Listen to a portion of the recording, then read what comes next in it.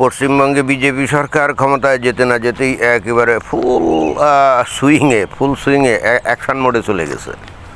এই যে একটা মাল ধরা পড়ছে তাদের জালে, নাম কি মালের? গর্গ চট্টোপাধ্যায়। তো তার কি একটা বাংলা পক্ষ ছিল মনে হয়, যে ফেসবুকে এই ধরনের একটা কোনো পেজটে ছিল, এই ধরনের কি একটা সংগঠন ছিল। তো এই মালটাকে একেবারে জালে আটকে ফেলছে পুলিশ এবং সোজা শ্রীঘরে পাঠিয়ে দিয়েছে। এখন তার বিরুদ্ধে তদন্ত হবে।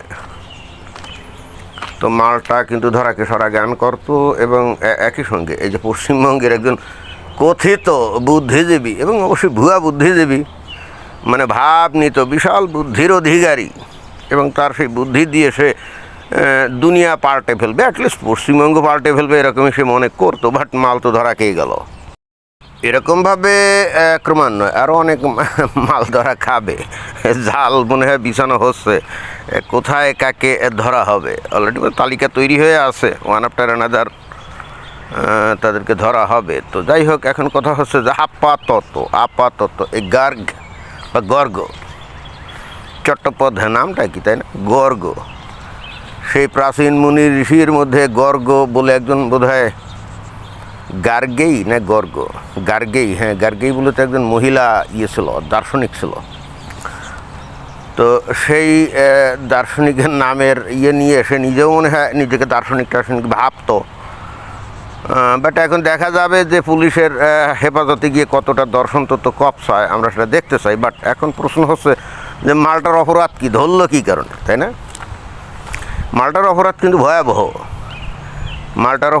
ভয়াবহ। সে বস্তুত বিভিন্ন মনে হয় ডিপ স্টেটে টাকা টুকা খাইতো, তারপরে বিভিন্ন জঙ্গি সংগঠন আছে না, এবং একই সঙ্গে মমতার যে জঙ্গি বাহিনী বা মমতার কাছ থেকে নানা রকম সুযোগ সুবিধা নিয়ে সে ভয়ঙ্কর অপরাধে লিপ্ত ছিল। সেটা হলো কি, সেটা কিন্তু ওই বুদ্ধিবৃত্তিক অপরাধ।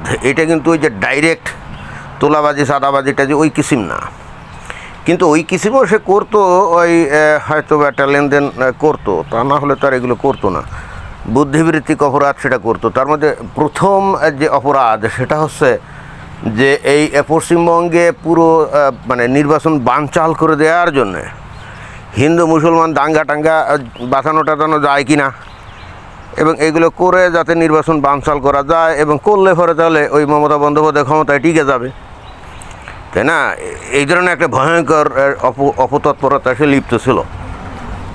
এটা হলো এক। নাম্বার দুই, সে টোটাল নির্বাচনী প্রক্রিয়াকে প্রশ্নবিদ্ধ করার ব্যাপারে ভয়ঙ্কর রকমভাবে উঠে পড়ে লাগছিল, এবং তার মধ্যে অন্যতম ছিল ওই যে ইভিএম মেশিন যেটা, তাই না? ওই যে ইভিএম মেশিন যেটাতে করে যে ভারতে ইলেকশন হলো আমরা দেখলাম, ওই মেশিনে কত ত্রুটি আছে, কত কী করা যায়, কত মানে মনোপলি কোনো ব্যবস্থা কী দেখি কী করা যায় তা ইত্যাদি, মানে এই নির্বাচনী সিস্টেমটাকেই সে প্রশ্নবিদ্ধ করে এই নির্বাচনটাকে অগ্রহণযোগ্য করার সর্বাত্মক চেষ্টা করছে। অর্থাৎ এই পশ্চিমবঙ্গে যাতে ইলেকশন না হয়, কারণ সে তো জানতো যে পশ্চিমবঙ্গে নর্মাল যে নিরপেক্ষ যদি উদার নিরপেক্ষ ইলেকশন হয় তাহলে মমতা বন্দ্যোপাধ্যায় যে জিতবে না, এটা তো সে ভালো করে জানতো। তাহলে কী করতে হবে, যে পুরো ইলেকশন সিস্টেম ফাউল বা ইলেকশন সিস্টেমে ব্যাপক ত্রুটি আছে, এবং তার মধ্যে ইলেকশনের যে মেকানিক্যাল যে অ্যাপারেটাস আছে, যে ইভিএম, সেটায় যে কত ত্রুটি আছে, সে উদ্দেশ্যমূলকভাবে ইভিএমের মধ্যে একটা পরীক্ষিত মেশিনকে সে কিন্তু এরকম প্রশ্নবিদ্ধ করার চেষ্টা করছে। এবং এর এই কথাবার্তার ভিত্তিতে আমরা এই তৃণমূল কংগ্রেসের নেতাদের, মমতা বন্দ্যোপাধ্যায়ের অনেক বক্তব্য বিবৃতি আমরা শুনছি, এবং প্রতিনিয়ত উস্কানিমূলক বক্তব্য বিবৃতি এইগুলা কিন্তু সে তার সোশ্যাল মিডিয়া ব্যবহার করে বস্তুত করে যেত আর কি। উদ্দেশ্য একটাই ছিল, প্রথমত ইলেকশন যাতে না হয়, মানে টোটাল ইলেকশনটাকে বানচাল করে দেওয়া, আর যদি হয়ও তাহলে অবশ্যই এই বিজেপি যেন না যেতে, তার সর্বাত্মক প্রচেষ্টা ছিল এটা।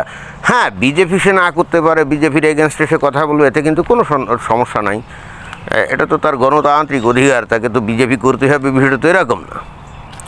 কিন্তু সেটা করতে গিয়ে সে টোটাল সিস্টেমকেই একেবারে প্রশ্নবিদ্ধ করে যদি ব্যাপক আলোচনা সমালোচনার মানে শুরু করে, এবং অবশ্যই এর যে সোশ্যাল মিডিয়াতে অনেক ব্যাপক ছিল, ফলোয়ার ছিল, তো স্বাভাবিকভাবে এখন তো সোশ্যাল মিডিয়াতে যারা সক্রিয় তাদের তো অনেক ক্ষেত্রে মিলিয়ন ফলোয়ার থাকে, তারা তো আসলে জনমতকে প্রভাবিত করার ক্ষমতা রাখে।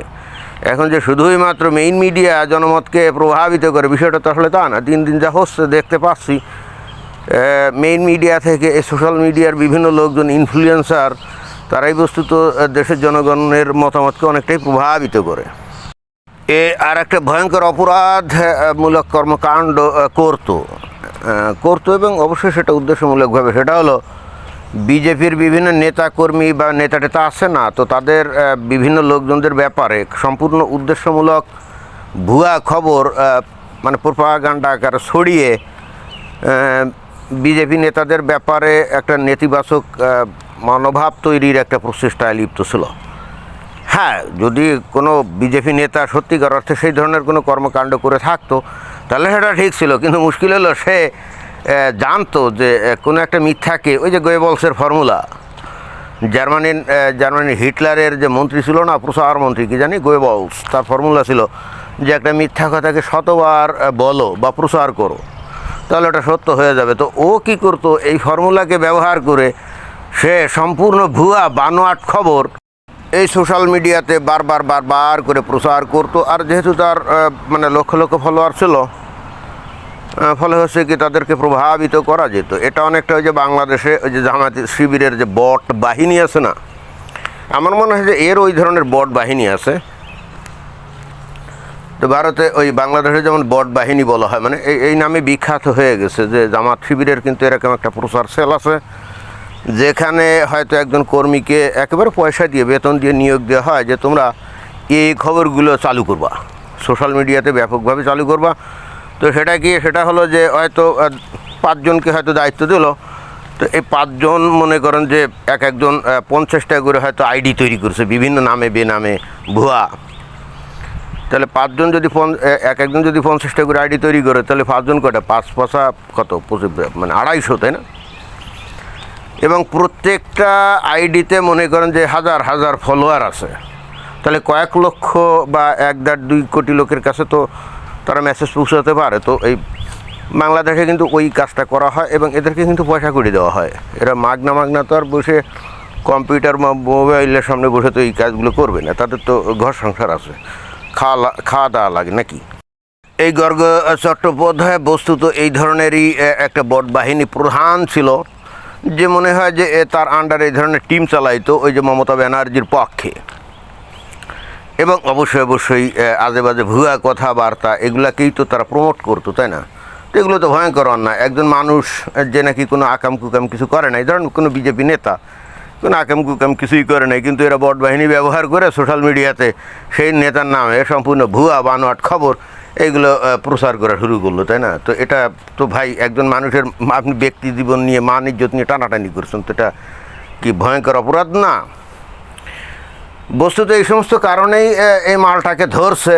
এখন দেখা যাক কী হয়, খালি মাল তো একটা না, আরও অনেক আছে। অবশ্যই রাজ্য বিজেপি সরকারের এখন তারা নিশ্চয়ই তালিকা তৈরি করছে যে কোন মাল এই সমস্ত অপকর্মে লিপ্ত ছিল। ওয়ান আফটার অ্যানাদার হয়তো ধরা পড়বে যদি ভেগে না যায়।